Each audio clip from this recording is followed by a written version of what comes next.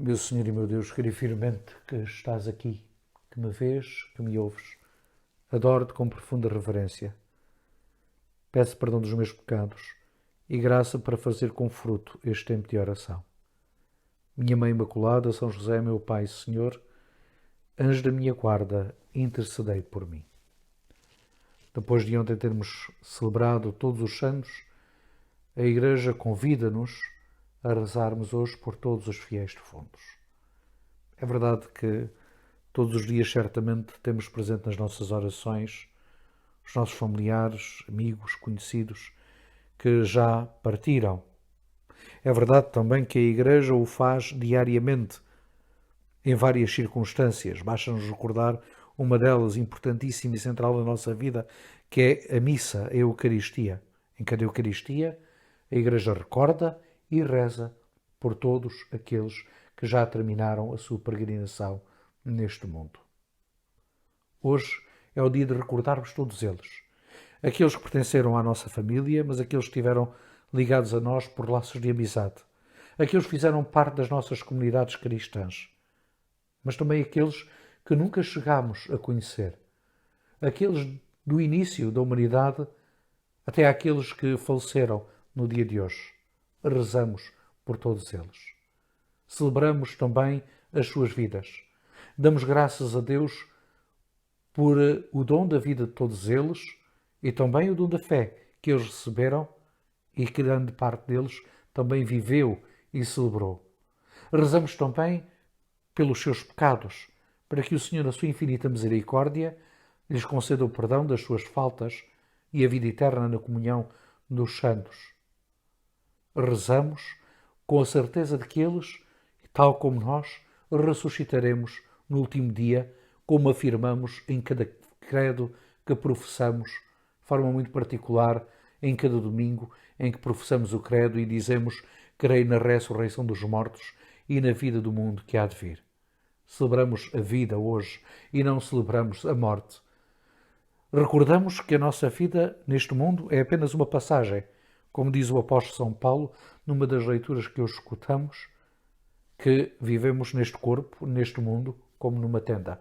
Não é a nossa morada permanente. A nossa morada permanente, aquela para a qual caminhamos, é a casa do Pai. Quando tivermos exatamente na comunhão dos santos, como ontem recordávamos. Quando tivermos, de facto, na casa do Pai. Celebramos a vida, mas recordamos que a morte faz parte da nossa vida, da nossa caminhada. Como a Igreja recorda em cada quarta-feira de cinzas, no momento em que elas nos são impostas, recordamos que somos neste mundo pó, e ao pó havemos de regressar. Mas como diz Marta a Jesus num dos Evangelhos que hoje podemos escutar, nós também acreditamos na ressurreição do último dia. Celebramos por isso este dia e rezamos pelos fiéis defuntos com um olhar diferente daqueles que não acreditam em Deus. Daqueles que vivem, muitas vezes, por isso, mergulhados no desespero, porque consideram que a sua vida, terminando assim desta forma, no cemitério, debaixo da terra, com o seu corpo já desfeito, que de facto a sua vida não pode ser considerada tanto um dom, mas quase que uma maldição, porque a nossa vida é passada com momentos de alegria e momentos de tristeza, momentos de esperança, mas também momentos de dor. E quem vive sem a esperança da vida eterna, vive mergulhado de facto numa dor imensa. Mas nós cristãos temos um olhar completamente diferente, como dizia há pouco. Nós olhamos e vivemos a nossa vida e encaramos a morte e até o próprio sofrimento com um olhar de esperança, com certeza de que a nossa vida não termina desta forma. Na liturgia de Ezequiel, escutamos algumas vezes esta expressão: a vida não acaba, apenas transforma. Ou como dizia Santa Teresinha do Menino Jesus, Santa Teresa de Lisieux, quando se aproximava também o momento da sua partida, ela dizia: eu não morro, entro na vida. E é isso que acontece connosco. entramos na vida. Não morremos, mas entramos na vida. A minha família sempre me levou à igreja desde tenra idade, católicos praticantes, mas também desde tenra idade fui confrontado com esta realidade com a qual todos vós também sois confrontados, com a morte. Recordo de forma particular aquele primeiro momento, aquela primeira morte de qual trago recordação de alguém que era muito próximo de mim. Um tio-avô que me acompanhou ao longo da minha meninice. Alguém que me acompanhou, que me levava ao futebol, que no tempo das férias de Natal, pois ia com ele apanhar o pinheiro no campo e com ele, pois, montava esse mesmo pinheiro, já depois com os meus irmãos, enfeitávamos o pinheiro.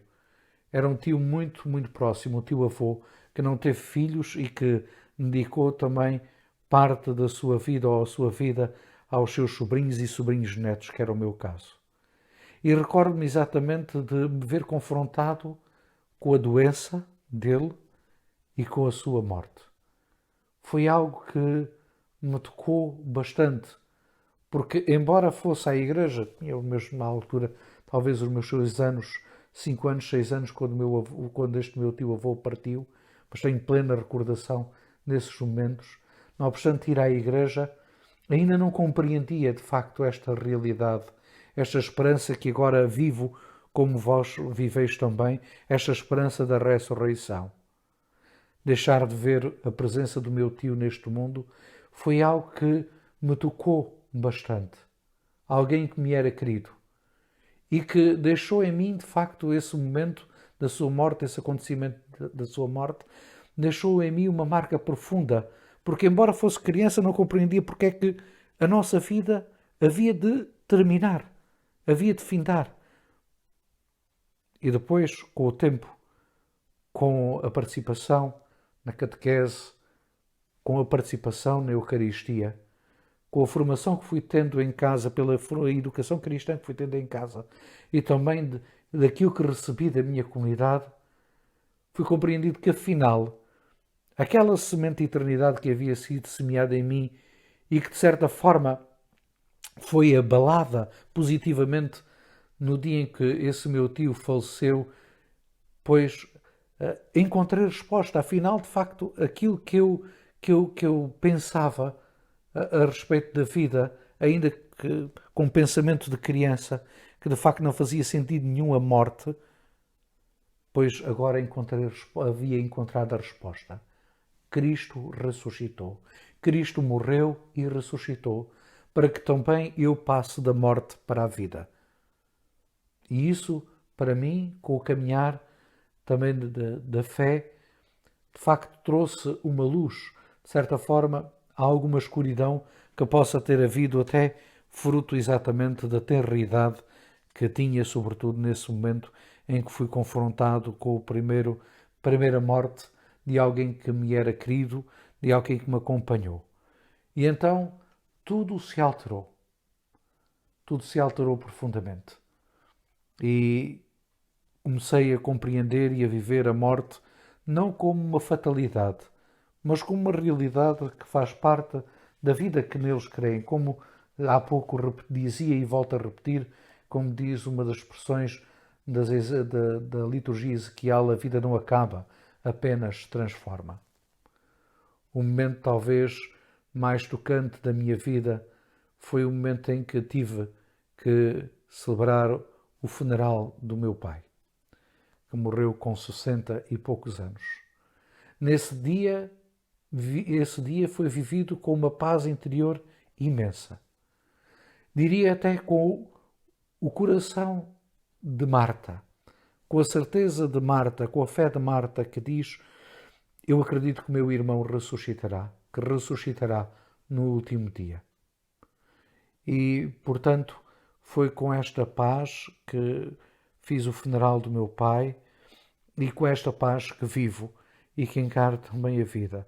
E que encaro e celebro também convosco este dia de todos os fiéis defuntos. Pois cabe-nos a nós também, hoje, de forma particular, rezarmos por todos, aqueles que já partiram, reforçarmos em nós esta esperança da ressurreição, que não caiamos no desânimo, no desespero, mas que sejamos de facto pessoas que, como dizia, com a fé e com o coração de Marta, perante esta realidade incontornável das nossas vidas, que contemplamos na vida dos nossos, mas que um dia também nos tocará e que de facto é a morte, mas vivê-la-emos com a esperança da ressurreição, com a certeza da ressurreição. Dou-te graças, meu Deus, pelos bons propósitos, afetos e inspirações que me comunicaste nesta meditação. Peço-te ajuda para os pôr em prática. Minha Mãe Imaculada, São José, meu Pai e Senhor, anjo da minha guarda, intercedei por mim.